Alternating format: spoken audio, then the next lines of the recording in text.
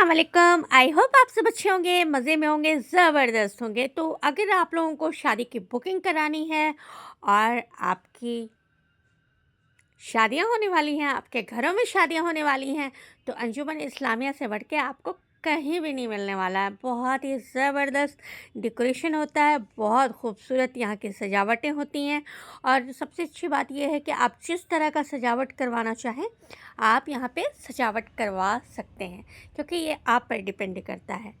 आज का मेरा लुक ये था और मैं कैसी लग रही हूँ इसके बारे में ज़रूर बताइएगा। दवाएं मेरे स्टार्ट हो चुकी हैं। मैंने डॉक्टर सर को दिखाया है, दांत वाले को। उन्होंने मुझे इन्फेक्शन की दवाएं दी हैं, जो कि 2 दिन तक खा के मुझे दांत का मेरा जो इन्फेक्शन ख़त्म हो जाएगा। जो दांतों में इन्फेक्शन है, उसके बाद से फिर प्रोसेस शुरू होगा दांत का के निकालने का। तो बस आप हमारे लिए दुआएं करें, ढेर सारी दुआएं करें, क्योंकि आप सबकी दुआएं हमारे लिए बहुत मायने रखती हैं। तो बस ऐसे ही मेरे साथ रहिए, हम आपको दिखाएंगे आज सारी वो एक्टिविटीज़ जो मैंने आज बनाई हैं। बहुत सारी क्लिप्स हैं जो कि इकट्ठा करके रखी हुई थी, तो मैंने सोचा आज कुछ ऐसा बनाया जाए जो कि इस व्लॉग को देख के बहुत कुछ आप सीख सकते हैं, बहुत कुछ आपके नॉलेज में इजाफ़ा हो सकता है, बहुत सारी चीज़ें आप देख सकते हैं। तो ये डेकोरेशन आप देख सकते हैं, मतलब अंजुमन इस्लामिया की है और आज का डेकोरेशन बहुत ही ज़बरदस्त है। तो चलिए कुछ नॉलेज की बातें करते हैं। वो काम फर्स्ट नंबर पे वो काम पहले करें जो अर्जेंट और अहम है। दूसरे नंबर पे है रोज़ाना की बुनियाद पर छोटे छोटे गोल बनाएं अपने लिए कि आपको क्या करना है। तीसरे नंबर पे कैलेंडर का इस्तेमाल करें, इस तरह आप चार्ज रहेंगे, क्योंकि कैलेंडर पे जब आप लिखते रहोगे ना सारी चीज़ें, तो आपको सब कुछ याद रहेगा। चौथे नंबर पे है एक वक्त में सिर्फ एक काम करें। पाँचवें नंबर पे है काम के दौरान वक्फा लाजमी करें। 6 नंबर पे है अपना काम बांट कर करें। 7वें नंबर पे है अपना वक्त फजूल काम और फजूल लोगों पर बिल्कुल ज़ाया ना करें। 8वें नंबर पे है 8 घंटे की नींद लाजमी पूरी करें। 9 नंबर पर है आप जो अपना काम कर रहे हैं, अपने प्रोग्रेस को रोज़ाना चेक करें कि आप में क्या प्रोग्रेस हुआ है, क्या आप में तब्दीलियाँ आई हैं। 10 नंबर पे है सबसे ज़रूरी और अहम टिप्स, अपने वक्त को वैल्यू दें, ख़ुद पे टाइम दें, ख़ुद के बारे में सोचें। ओके, तो चलिए कुछ बातें कर लेते हैं। आपको तो यहाँ का देख के बहुत प्यारा लग रहा होगा, कि मुझे भी बहुत अच्छा लग रहा है, बहुत क्यूट लग रहा है। जब मैं फ़ोटो शूट कर रही थी तो बहुत अच्छा लग रहा था, तो इस वजह से लोग मेरी उम्र का खसारा पूछते हैं, लोग मेरी उम्र का खसारा पूछते हैं, यानी मुझसे लोग तुम्हारा पूछते हैं। मैं बताती हूँ मेरा ताल्लुक़ नहीं रहा इनसे, मैं बताती हूँ मेरा ताल्लुक़ नहीं रहा इनसे। इन्हें यकीन नहीं आता वो दोबारा पूछते हैं, इन्हें यकीन नहीं आता वो दोबारा पूछते हैं। साइंसदानों ने बताया है कि अच्छी बातों पर ध्यान दें, दिमाग खुद ज़्यादा अच्छाइयाँ देखने और खुश रहने लगेगा। अगर आप पॉजिटिव बातें सुनेंगे, सोचेंगे, समझेंगे, पॉजिटिव लोगों से मिलेंगे, तो आप हमेशा पॉजिटिव रहेंगे और अच्छी अच्छी चीज़ें आपके जहन में आएंगी। और नेगेटिव लोगों से आप अगर मिलेंगे, नेगेटिव लोगों से बातचीत करेंगे ना, तो आप यूं ही नेगेटिव सोचने लगेंगे। इसलिए ऐसे लोगों से दूर हो जाइए। ये खितान मार्केट के क्लिप्स है, आप देख सकते हैं कि जाड़े का सीज़न दिसंबर में तो बहुत ज़बरदस्त जाड़ा शुरू हो जाता है। तो यहाँ पे आपको इस वक्त सिर्फ गर्म कपड़े मिलेंगे, और गर्म कपड़ों की शॉप में ना बहुत सारी भीड़ भाड़, ये सारी चीज़ें हैं। तो आप भी आइए। मतलब देखिए, खितान मार्केट में ऐसा है ना, तो यहाँ पे आपको चीप मार्केट है, सस्ती मार्केट है, इसलिए लोग ज़्यादातर खितान मार्केट से शॉपिंग करना पसंद करते हैं। और खितान मार्केट की जो भी चीज़ें हैं वो बहुत अच्छी हैं, ज़बरदस्त हैं। ऐसा कुछ नहीं है, एक दिमाग में बंदा बना लेता है कि मैं बड़ी शॉप में जाऊँगा तो बहुत अच्छी मार्केटिंग करूँगा। नहीं, ये जो छोटी छोटी शॉप होती है ना, उसमें हर बंदा ख़रीद सकता है, जो कि अमीर हो वो भी, जो जिनके पास पैसे बहुत कम हैं वो भी। इसलिए ये मार्केट बहुत बेहतरीन मार्केट मानी जा रही है और हमें खैतान मार्केट बहुत पसंद है। इधर से आने जाने में भी मुझे बहुत अच्छा लगता है। यहाँ इतनी सारी भीड़ भाड़ होती है, इतने सारे शोर शराबे होते हैं ना, इतनी यूनिक यूनिक चीज़ें मिल जाती हैं ना खैतान मार्केट में कि आप सोच भी नहीं सकते।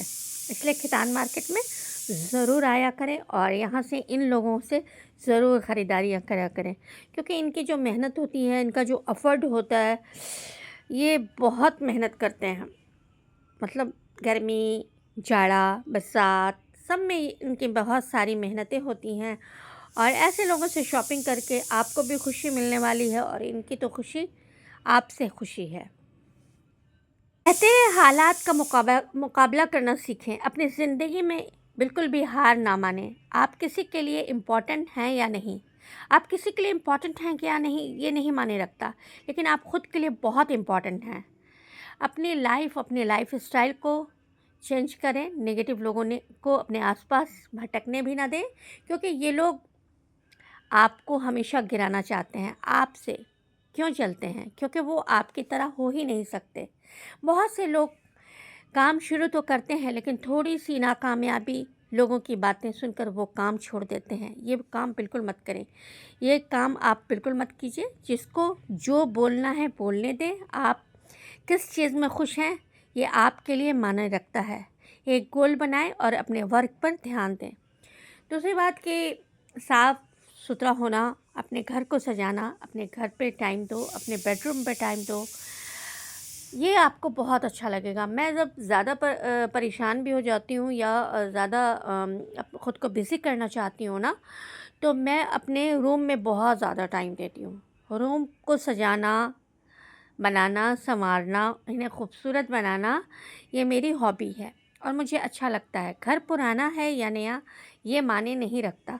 मायने ये रखता है कि आप इसे कितना साफ़ सुथरा रखते हैं, आप इसे कितना डेकोरेशन करके रखते हैं, आप इनमें कितनी सजावटें करते हैं, कितना आपको अपने घरों को सजा के, अपने बेडरूम को सजा के कितनी खुशियाँ मिलती हैं। क्योंकि जब आप अपने रूम में होते हो ना, तो आप सारी चीज़ों पे जब आपकी नज़र पड़ती है तो खुशी होती है कि मैंने इस तरह से, इस ढंग से अपने रूम को आज डेकोरेशन किया है। तो मेरा हर एक दिन का जब भी मैं डेकोरेशन करती हूँ ना, उसकी एक क्लिप्स जो है मेरे पास इकट्ठा हो जाती है। तो इसलिए गाइस, और मैं बना भी देती हूँ। हार कर बैठ जाओगे तो तुम्हारी दुआएं कैसे कबूल होंगी। कबूलियत का एक असूल है, सब्र रखो, दुआ करो और मुजज़े को पालो। फासले कभी रिश्ते अलग नहीं करते और नज़दीकियाँ रिश्ते नहीं बनाती। अगर एहसास सच्चा और पुरखुलूस हो तो रिश्ते हमेशा ज़िंदा रहते हैं, चाहे आप किसी के साथ हों या ना हों। आप अगर किसी के साथ, किसी बंदे के साथ अगर आप नहीं हैं, पास में, दूर हैं, लेकिन आपका रिश्ता मज़बूत है, तो आपका रिश्ता यूँ ही बहुत मज़बूत है। और कभी कभी कोई रिश्ता साथ रह के भी रिश्ता मज़बूत नहीं होता। एक छोटी सी पोइट्री सुनाना चाहती हूँ, लेकिन मैं सोच रही हूँ कि अगर मैं सुना दूँ तो शायद कुछ लोगों को बुरा भी लग जाए, इसलिए मैं नहीं सुनाऊँगी। आपको पता है, कुछ लोग अपनी खुलूस की वजह से और कुछ लोग अपनी मुनाफ़क़त की वजह से हमेशा याद रहते हैं। और फिर हमारा ताल्लुक़ ऐसे माशरे से है कि जहाँ हम इख्तलाफ़ात रखें तो बदतमीज़ कहलाते हैं, सच बोलें तो बेअदब कहलाते हैं और कुछ ना बोलें तो मुनाफिक कहलाते हैं। तो अपने लिए बोलना सीखें, अपने लिए ज़रूर बोलें, अपने हक़ की बातें करें, अपने हक़ के लिए बोलना। अल्लाह ने कहा है कि अपने हक़ के लिए बिल्कुल आवाज़ उठाओ, बिल्कुल बोलो। जहाँ पे तुम्हें बोलना है वहाँ पे बोलो, अपने हक़ के लिए ज़रूर बोलो, अपने हक़ की लड़ाई ज़रूर लड़ो। अपने व्लॉग से बहुत प्यार है, मैं व्लॉग बना के बहुत खुश होती हूँ। और मैं कहती हूँ कि कुछ लोग पीठ पीछे आपकी बुराइयाँ करते हैं, इसलिए नहीं कि आप बुरे हैं, बल्कि इसलिए क्योंकि आपकी मौजूदगी इनका इम्पोर्टेंट ख़त्म कर देती है। कहते हैं अल्लाह की अदालत खामोश ज़रूर है, मगर नाइंसाफ़ी को कभी नज़रअंदाज नहीं करती। मज़लूम की आह आसमानों तक जाती है और जालिम की 40 और वहीं दफन हो जाती है। आजमाइश बोलकर नहीं आती, बल्कि अल्लाह अपने बंदों को तकलीफ़ में डालकर आज़मा रहा होता है। अगर अगर तुम थोड़ी सी आजमाइश से डरकर अपना यकीन हार कर बैठ जाओगे तो तुम्हारी दुआएं कैसे कबूल होंगी। कबूलियत का एक वसूल है। ये क्लिप्स है उस टाइम की जब मैं अपनी खाला के घर गई थी अपनी कज़न सिस्टर से मिलने, उस टाइम की है। सारी क्लिप्स को मैं इकट्ठा रखती हूँ ताकि मैं आप लोगों को मतलब कभी कभी मैं तबीयत ख़राब हो गई, बंदे की कुछ भी हो गया तो बंदा क्या कर सकता है, व्लॉग तो बनाना ही है। व्लॉग पे जब आप किसी चीज़ पे काम कर रहे हो, फोकस कर रहे हो, तो आपको कुछ ना कुछ तो बनाना है। इसलिए अब चाहे वो आपके बेडरूम का हो, चाहे वो बाहर का हो, कहीं का भी हो, इंशाल्लाह मेरी पूरी कोशिश होगी कि मैं बाहर की भी बहुत जल्दी जल्दी अच्छी अच्छी एक्टिविटीज़ लेकर आऊँ। लेकिन अभी 2 दिन मुझे दवाएं दी गई हैं, 2 दिन इन्फेक्शन की, जो कि मेरे दांतों में इन्फेक्शन लग गया है, उससे मैं सही हो जाए। अभी हमारा टेस्ट हुआ है शुगर वगैरह का, क्योंकि दांत निकालने से पहले शुगर वगैरह का टेस्ट करवा लेना चाहिए, ताकि अगर आपको कोई मसला है तो वो ठीक हो जाए, उसके बाद ही आप दांत निकलवाएं। तो इंशाल्लाह आज कल से मैं दवा खा रही हूँ। आज और कल खाया है मैंने। कल नहीं तो मैं परसों जाऊँगी, और जाने के बाद से इंशाल्लाह मेरे दांतों का प्रोसेस शुरू हो जाएगा। बस आप सब मेरे लिए दुआएं करते रहें। आपकी ज़िंदगी में बहुत सारे ऐसे लोग अच्छे आ जाते हैं जिन्हें आप सोच भी नहीं सकते कि वो अचानक आपकी ज़िंदगी में आ जाएंगे। अच्छे लोग सड़क के किनारे लगी इन रोशनी के मानंद होते हैं, जो फासले कम तो नहीं करते मगर सफ़र आसान ज़रूर बना देते हैं। ऐसे लोगों को अपनी ज़िंदगी से कभी मत जाने दीजिए। ऐसे लोगों को हमेशा अपनी ज़िंदगी में बहुत कीमती सरमाया समझ के रखिए, और इनके लिए ढेरों दुआएं कीजिए। जो आपके लिए बुरे वक्त में जो आपका साथ देता है, उसे कभी नहीं भूलना चाहिए। 2 इंसान कभी नहीं भूलते, एक अगर जो आपके बुरे टाइम पे आपका साथ देते हैं वो लोग, और जो लोग बुरे टाइम पे आपका साथ छोड़ के चले जाते हैं। तो जो आपका साथ देते हैं, इनके साथ आप हमेशा वो आपका साथ देंगे, क्योंकि उनको कोई भी फ़ायदा नहीं होता, उनको आपसे फ़ायदा नहीं होता। वो सिर्फ़ आपकी खुशी के लिए बहुत कुछ कर के चले जाते हैं। ऐसे लोगों को कभी नहीं भूलना चाहिए, ऐसे लोगों के साथ हमेशा खुश रहना चाहिए, और ऐसे लोगों को अपनी दुआओं में हमेशा याद रखना चाहिए। कहते हैं छोटे इंसान की ऊंची आवाज़ सच्चे इंसान को खामोश करा देती है, लेकिन सच्चे इंसान की खामोशी छोटे इंसान की बुनियाद हिला देती है। उन्हें नहीं पता चलता कि जब वो झूठ बोल रहे होते हैं तो उनकी जो झूठ है वो बुनियाद हिला देती है। हम किसी के दिल में नहीं झांक सकते कि कौन हमारे साथ मुखलिस है, लेकिन वक्त और रवैये जल्दी ये एहसास दिला देते हैं कि कौन हमारा अपना है और कौन हम बेगाना है, कौन हमसे प्यार करता है, कौन हमसे प्यार नहीं करता है। अक्सर मैं सोचती हूँ कि न जाने किस मोड़ पर आके रुक गई है ज़िंदगी। कुछ बोलो तो भी गलती हमारी, कुछ ना बोलो तो भी गलती हमारी।